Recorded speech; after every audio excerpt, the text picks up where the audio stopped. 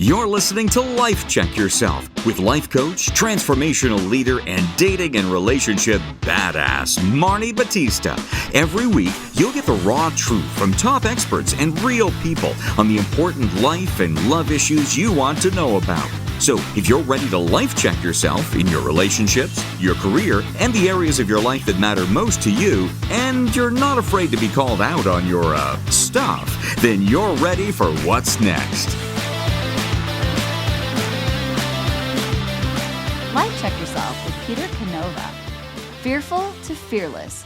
Keys to an unshakable mindset. Ladies, welcome. You're going to love this episode because we're going to talk about traversing through the matrix through meditation. My guest today is Peter Canova. He's a highly successful, multilingual, international businessman who, after a series of life-changing spiritual experiences, began to study and write on spirituality and consciousness. He's the author of a 25 times award-winning First Souls trilogy. He's contributed to the ever-popular and much-loved Chicken Soup for the Soul series. And his latest publication, which is called Quantum Spirituality, dives deeply into the metaphysical intersection between quantum physics and Gnostic wisdom, which is makes me so excited to talk about. Welcome. I'm just so glad that you're here. I love this topic. Hi, it's nice to be with you. I like the log cabin look in the background. Oh, yeah. I'm moving out of this log cabin in a couple of weeks, so my audience will get to see a new background, but it has been much loved over the last 8 months. All right. So let's just talk about your journey and what propelled you into becoming an expert and a writer and a teacher on this topic. And I think as part of that, maybe just explain to our audience what that all means to you, and so that they can ground themselves in that. Sure. Well, what started me off on this was long ago and far away when I was in my 20s. I had found out that I was a very accurate medical intuitive. It actually started off in a classroom or teaching setting where we were doing experimentations with different psychic phenomena, and I found out that, I could very accurately predict what was going on either psychologically or physically by just having somebody's name, age, and address. And, it was repeated over and over again. And when I let my logical mind recede into the background and let all this happen, it opened up a floodgate of things. I started experiencing clairvoyance, clairaudience, psychometry, remote viewing, a whole slew of, phenomena. And being a Capricorn, I wasn't really satisfied with just having the experiences. I wanted to kind of understand the nuts and bolts behind them, like how is all this possible? So I started reading a lot of ancient spiritual texts, and I settled really primarily on the Gnostics, who were a group of probably the original Christians. They were a Judeo-Christian mystical group centered in Alexandria, Egypt, which was the intellectual capital of the world 2,000 years ago. And from there, I kind of got on to quantum physics, and the intersection is really pretty obvious. Both ancient spiritual wisdom and quantum physics deal with three things: the nature of light, energy, and matter. And so, seeing that nexus there, I started pursuing quantum physics. So for the last 35, 40 years, I've developed a whole body of research. I originally started off with a fictional series called the First Souls trilogy about the first spirit intelligence to incarnate into materiality, and it traces their lives over different epochs of history from the foundation of the world until modern times. The first book in the series, it's actually written in reverse order, kind of like Star Wars. I love that. Style. Yeah, and the first book, which we're working to get into a TV series now, is called Pope Annalisa. It's about an African nun who becomes the first female pope at a time when America and Iran are about to go into a nuclear war. And then it kind of works its way backwards to the origins of these first souls when they first came into the material realm. But I had all this research that I had done, which was the thematic underpinning for the trilogy, and I said, well, why don't I put this all in a nonfiction book, and Right. and it's something that's a little bit more focused way. And then I wrote Quantum Spirituality. And what that really is, quantum spirituality is just, it's what it says it is. It's a Okay. roadmap.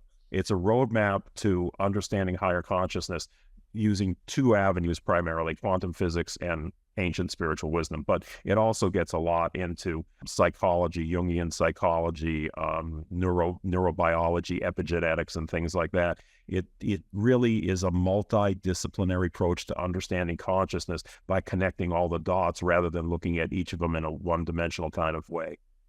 So if if someone's listening to this and they're like, that's just deep, right? Like how it all comes together.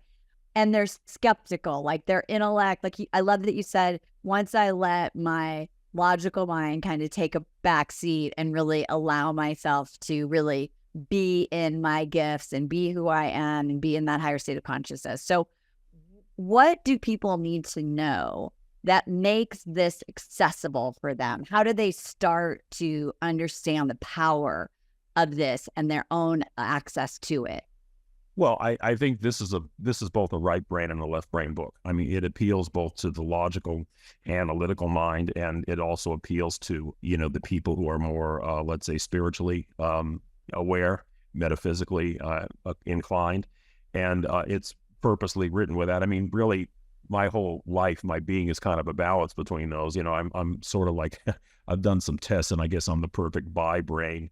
So, I wrote it so that even skeptical people can take a look at this with a new light. Because, if I did a typical spiritual book, I mean, spiritual books, they contain a lot of wisdom, but you're saying, well, okay, but it's like that's not me. I'm not a believer. I don't believe in that stuff. But then when you back it up with psychology, quantum physics, and other scientific disciplines, and you show how they're all pointing to the same thing, just using different language, okay?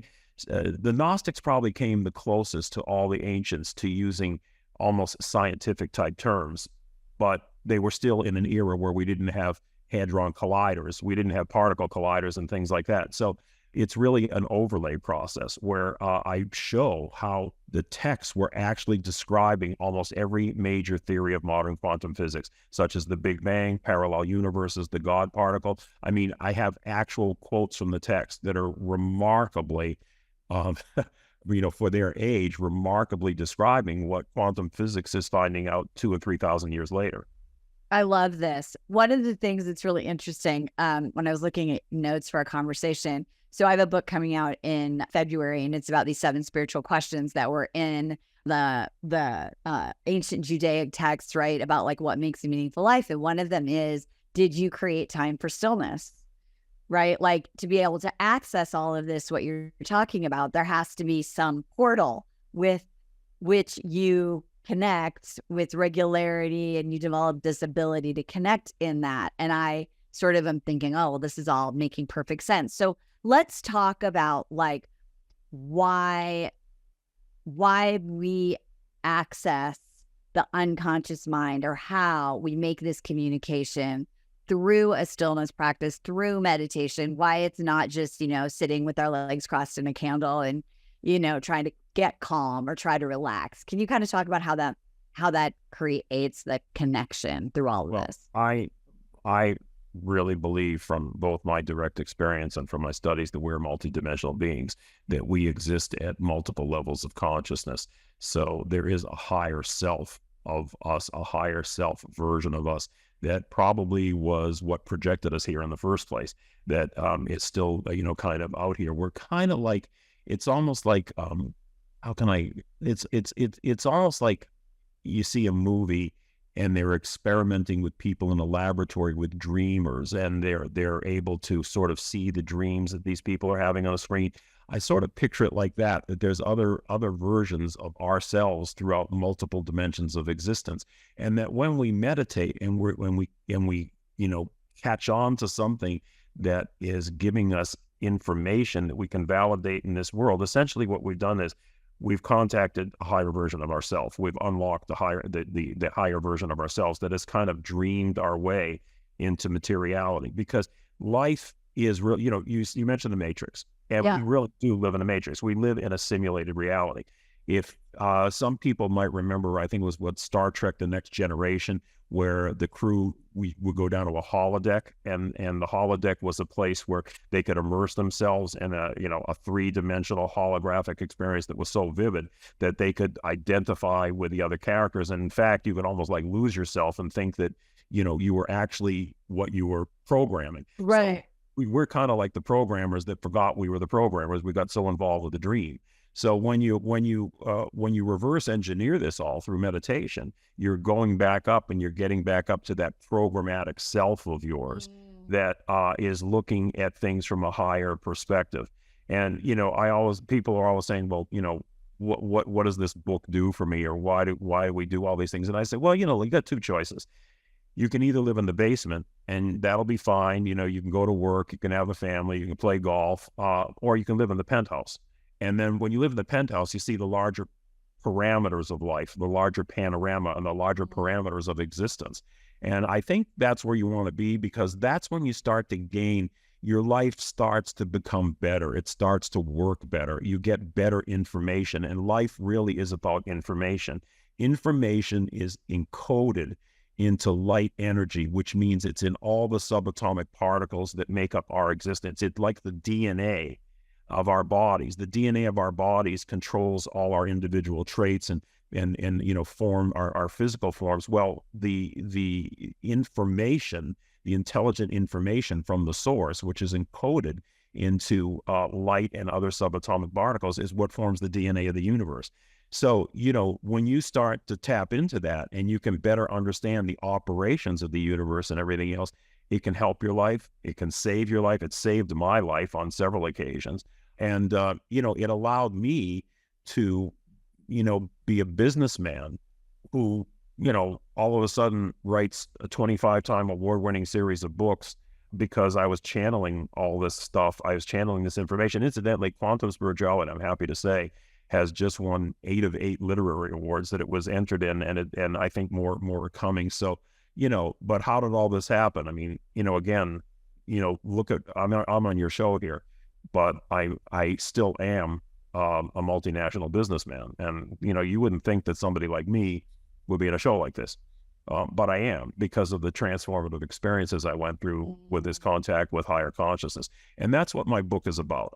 This book really is kind of like a handbook to help people have extraordinary experiences with higher consciousness. It's a roadmap, in effect. And like any good roadmap, you want more than one point of reference. So, you have north and south, east and west, latitude and longitude. Well, here you have science and you have spiritual wisdom.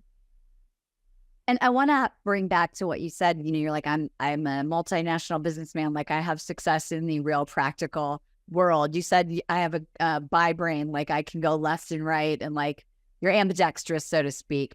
So when people say, like, how do I manifest that, right? And there's like the TikTok version, and then there's like the grown-up version. I think it was like last summer or something. Someone was showing me these, they're called like Lucky Girl videos. Did you hear this? Did you ever see any of these videos? It sounds familiar, but I don't think. Yeah, but it was just this whole thing of like these, and bless you if you're listening and you're 25. But what I mean by that is that there are these girls that were like, oh, I just, I am so confident, and I think about it and I manifest it. And, am I a lucky girl, or did I create it? Which to me was like a very a simplified version of what we're talking about. And so if you're going to say to someone like, well, what can you manifest? What does manifestation mean in context of what we're talking about here and what you teach and what's in your book? Can you explain that, how it works, and what do you need to do to begin to access that or manifest? Well, I mean, there is a bit, I'm not very new agey, okay? Right. Because I think there's a lot of BS involved with new age. However, the idea of manifestation has a valid basis, because essentially, and let me go back to what the Gnostics were teaching so we can have a grounded understanding about this. The big difference between Gnostic Christianity and remember, I won't get into this now because this is a whole nother fascinating chapter here, but the Gnostics were the original Christians that were suppressed by the Roman Church. And the key differences were that the Gnostics, unlike Orthodox Judaism and Christianity, which said, we were made separate creations from the creator, like from the dust of the earth. And then we were kind of put in this little lunatic asylum down here, like bouncing around the walls, like wind up dolls. And you know, oh, by the way, we ticked God off along the way, and we're forever trying to get back into his good graces. You know, the Gnostics are saying, nah, that's not what happened. We are direct projections or emanations of the source consciousness itself. Now, to emanate something means to be of the same substance as that which is projecting it. To create something is to make something different, okay? So Geppetto made Pinocchio. You know, Geppetto was the creator, and Pinocchio was the created, a clear distinction. But what the Gnostics were saying is we are not creations. We are projections or emanations of the source itself. And for we contain the same consciousness that the source consciousness does, albeit in a much more limited way, a much more limited frequency. And we need that limitation, because without that limited frequency, we couldn't think of ourselves as individuals. We'd be just absorbed. If we had the high consciousness of the source, we'd be absorbed back into the source. Individuality, limitation is the price of individuality. So we are, in a limited way, direct conduits of that source energy. So if you think of it like a power grid, you know, you have the source, and it has to be stepped down in order to be useful in a household or anything. It goes through a series of transformers and relay stations. We're the transformers and the relay stations.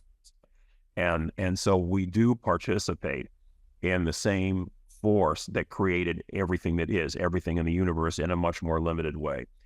If we understand that and we can tap into that in a way that we actually have contact with it, and I don't mean intellectually imagining it, okay? I mean actually having direct experience. Right. Then it seems like things in your life start to fall into place better. You know, you go from crass things like getting parking spaces when you shouldn't get a parking space to,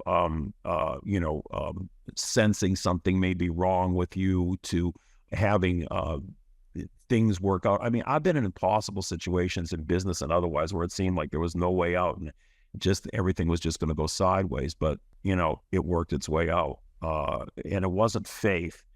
It was a feeling, an inner feeling that I can see this thing down the road. I don't know exactly how it's going to happen, but I know it's going to happen. I know it's going to work its way out. And it wasn't coming from faith. It was coming from a direct feeling that I know what the power is. I've contacted this, and I've seen how it's helped my life before, and I know it'll help my life again. Now, faith is fine, but faith is of a different order than knowledge. And by knowledge, I'm talking about direct knowledge. Okay, I love that distinction. Not book knowledge. Okay, so I can tell you fire burns. Now you're going to have to take that on faith until you put your hand in the fire. Once you put your hand in the fire, you own the experience. That's direct knowledge of something. You're not taking it second or third hand off of somebody else's say-so. That's direct knowledge as opposed to faith, or as opposed to factual knowledge. You want to get to the point where you have direct knowledge, which is direct experience of this force. And once you do, and you do it repeatedly, then you start to say, hey, wait a minute, this is real. Not only is this real, but this is more real than what I thought was real. Yeah, it's funny because I was thinking, I love this idea of it's like a knowing, right? And it's a belief in that knowing from an experience. So if someone wants to cultivate that direct experience, do you recommend like kind of like looking back at your life and trying to find points where you see this? Is there an intellectual way into that direct experience, or how does one cultivate or create or have that direct experience? Well, you know, everybody is unique. For me, it was like a spontaneous thing. It was like a spontaneous Gnostic experience that happened to me. It doesn't happen that way to a lot of people. A lot of people may start off just intellectually reflecting or reading about things, but then at some point you have to put that into practice. Okay, and that's where meditation, you know, can come in. And you talked about a stillness.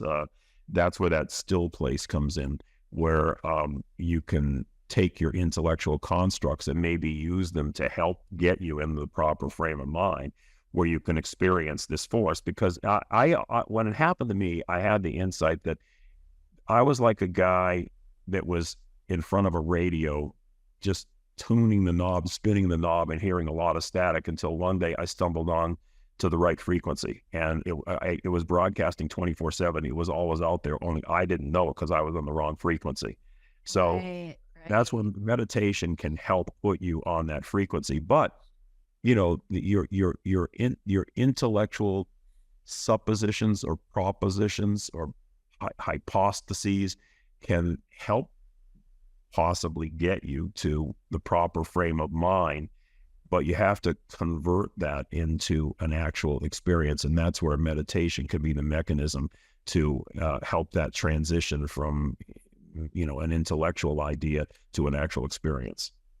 When you were talking about that, it made me think about like, what is that direct experience? And I don't know if this has ever happened to you, but both my parents have passed away. And just recently I had one of those dreams where I felt like I was in another reality, right? Like I was having this conversation with my mom. They always end with me going, wait, you're supposed to not be dead. Like, did you not get the memo, right? Where it's almost like my brain is like exiting the universe, exiting the space. But when I was in the space, it was so very real. Do you ever equate those to any of those like other dimensional, other frequency, parallel universes, parallel times where soul is like emanating in that way and having that experience? Is that an example that someone could use of like, oh shit, yeah, maybe I have had that knowledge or direct experience? Did your mother pass recently, or was this a while ago that she passed? No, my mother passed in 2009. My dad in 2019. But I haven't had one of those experiences with my mom in a maybe a year or two or three. But I have them every once in a while with my dad. But they always end with me, like my intellect taking over, that part of my brain that's like, you're well, because that's because we use our everyday consciousness to navigate here in the material world, but the way that's a limitation, right? So like that limitation inserted itself and cut it off.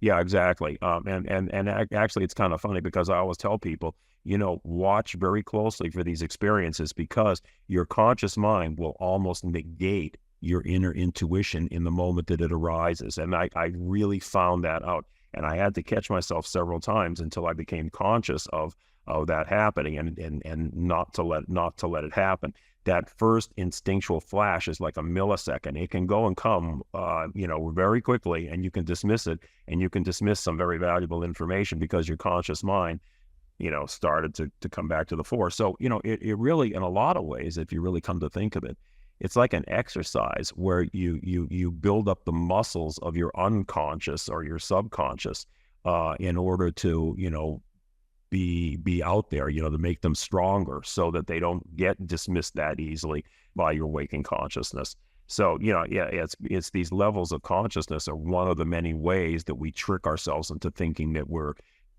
spirits having a material experience. And so when someone is meditating, is there a particular form of meditation that you find that is helpful to access this, or is it sort of whatever works for you, or binaural beats? I mean, there's so much stuff in the space. I mean, in general, there's active and passive meditation. Okay, I'm more of an active meditator. I go in with an intent, usually with an intent, not always. Sometimes I just do it passively, and I just go in to, relax and see, kind of what comes up, which is, very good. I mean, you could get some interesting insights that way, but often I'll do it with intention. I have an intention of solving a problem or addressing an issue or something like that. As far as the methods of meditation, I mean, that's so individual that, I can't describe it. I mean, I have my own way of doing it, which I describe in the book. But in the book, I describe about a dozen factors that help one, like imagination, visualization, expectation, gratitude. There's probably about a dozen factors that I cite in the book for people to be aware of that will help enhance their meditative experience and kind of get them, help get them where they might want to be. I love this. So if you were going to give the next steps, like if someone is going to go and they're going to follow the steps in the book, like what are some, besides get the book, everyone, link in the show notes. So if you're like, you know what, I think Peter's onto something. What's like an action step they can start to take now that would start having them to be more aware of that energy, of that oneness? Well, I mean, I think the first step for most people is to take responsibility for your spiritual growth, because, we hear a lot about take responsibility for this and that, but, spiritual growth is work like anything else. And you have to start thinking about it. I mean, we get our minds are cluttered every day with paying bills, going to work, relationships. I mean, we get diverted by so many things.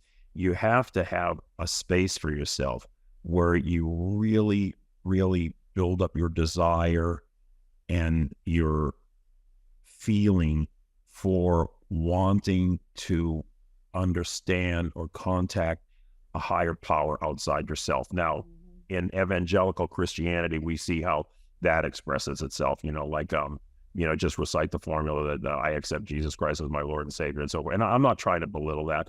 For some people that's fine. I personally think that in some ways, though, it's kind of like an avoidance. You don't lay it on Jesus. You take the responsibility yourself. Okay. And I think if Jesus were around now, he would have that's exactly what he would have told us. But if you have a heartfelt desire to change, and sometimes and very often you have to go through tragedies. I was very fortunate in that this was a spontaneous thing for me. It was a gentle way to get into it. But a lot of people, they have to hit the bottom of the barrel and be so desperate that there's no other way to go, and their hearts just cry out for something.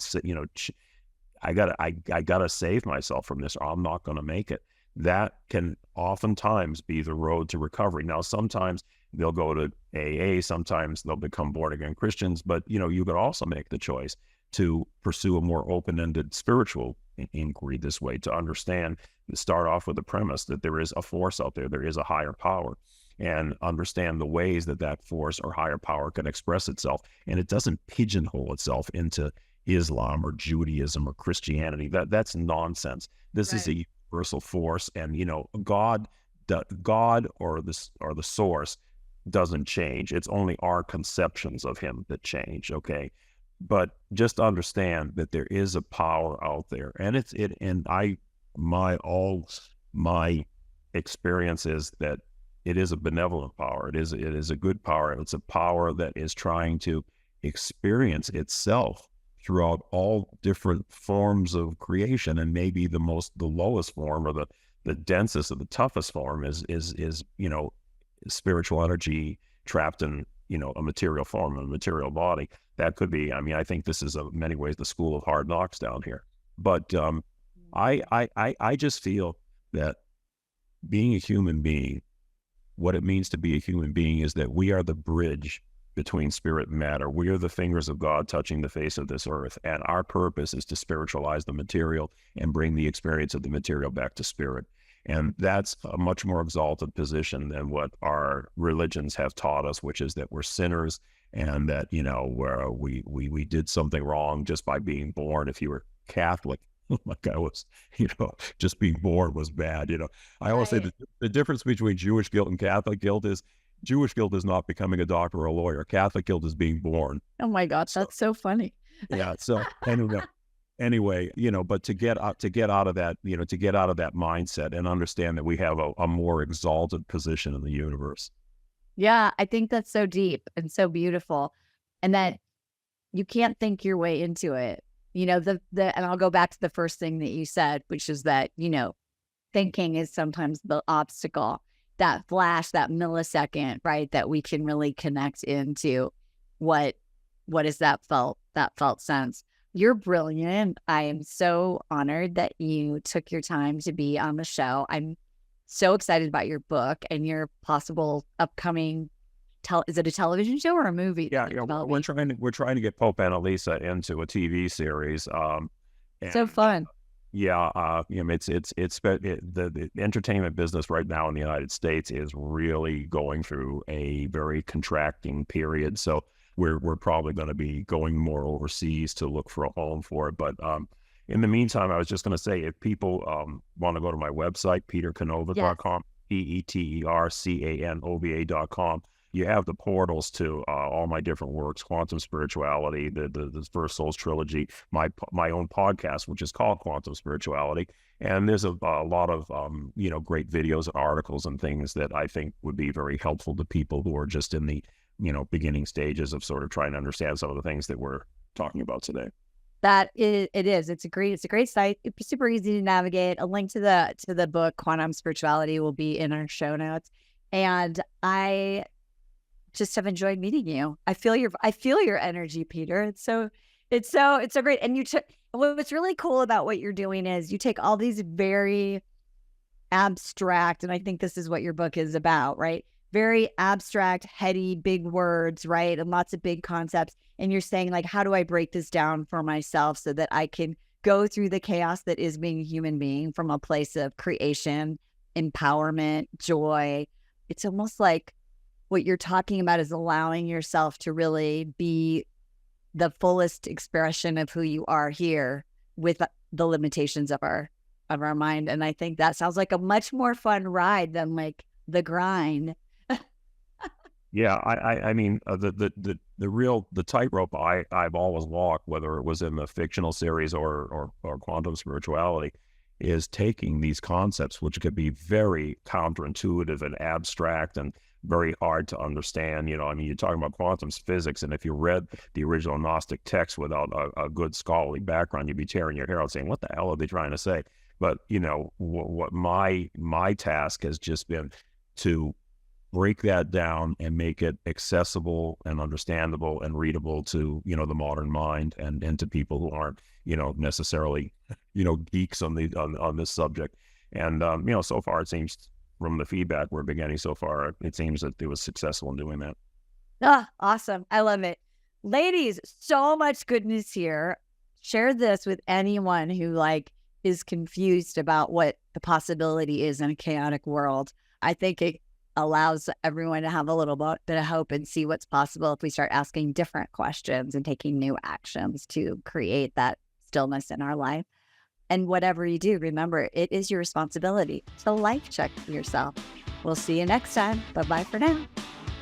Hey, thanks for tuning into today's show. So if being in an intimate relationship in which you feel 100% seen, heard, and accepted by a high caliber man is a priority for you right now, and you're interested in seeing if you're a fit for working with me and my team at Dating with Dignity, here's what I want you to do.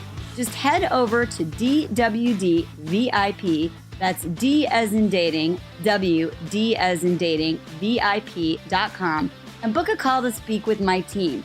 We'll get on the phone with you for about 60 minutes, and you'll get crystal clear on what's stopping you from finding true love right now. We'll also take a look at what you want to create, what you want your whole life to look like when you're able to finally be fully expressed as a woman in a healthy relationship with an incredible guy. And if we can help you get from where you are right now to where you want to be, we will show you the fastest path possible that makes sense for you to do that. We help smart, successful women all over the world solve this one missing piece in their life so they can finally have it all. So to see if we can help you do the same thing, head over to DWDVIP.com. I'm Marni Battista, and let's talk soon.